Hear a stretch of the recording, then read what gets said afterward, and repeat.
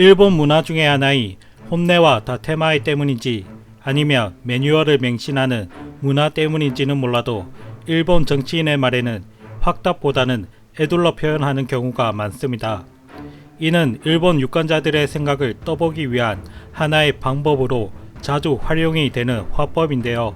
그런데 아베 총리의 아베노 마스크는 일본 정치에서 흔하지 않게 총리 입에서 확답으로 나온 정책입니다.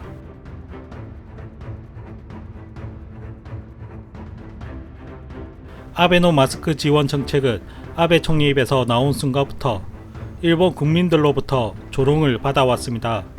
그리고 실제로 일본 국민들이 마스크를 받기 시작하자 각종 이물질과 곰팡이, 규격 문제, 재사용 불가 등 위생품인 마스크에 심각한 문제점이 발생하자 일본 정부는 서둘러 회수하며 사태를 수습해 갔습니다.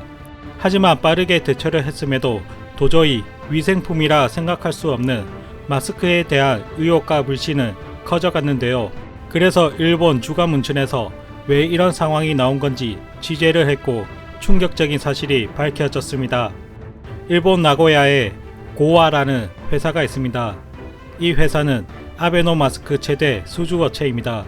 회사 사장에 의하면 경상선 주도로 후생성, 재무성에서도 아베노 마스크 생산 요청을 받았다고 합니다.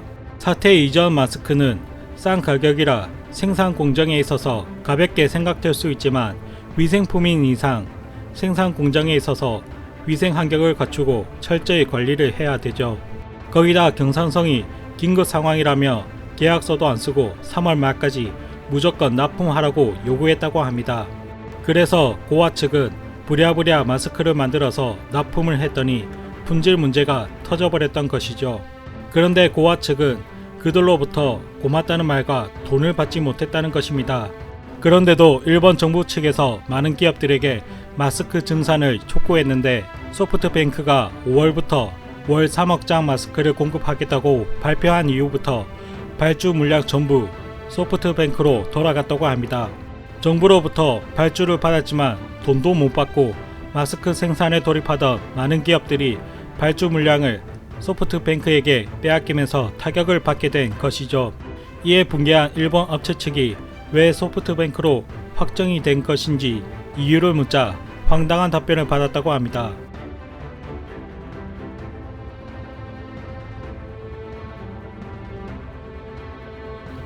그리고 품질 문제에 대해서도 조금 더 깊게 취재를 했다고 합니다. 사태 초기 많은 국가들이 마스크 생산을 중국에 의지해 있던 상태였습니다.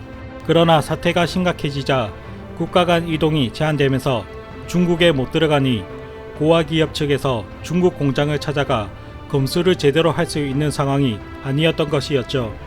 중국의 마스크 생산 실태는 이미 전 세계에 폭로가 되어서 중국산 마스크의 신뢰도는 이미 바닥이란 걸 누구나 알고 있습니다. 그런데도 일본에서 중국산 마스크를 들여왔습니다. 그리고 그 마스크는 아베노 마스크라는 이름으로 가정에 배포하기 위한 재포장 작업을 거치게 됩니다. 그런데 일본의 작업 환경 역시 모래먼지 투성이에 50명이 산밀 상태로 작업하는 도저히 청결한 환경이 아니었다고 합니다. 이 과정에서 검수자는 감각적으로 약 40%가 불량품이었다고 합니다. 심지어 검수자 자신도 그런 마스크가 필요 없다고 말하기까지 했답니다.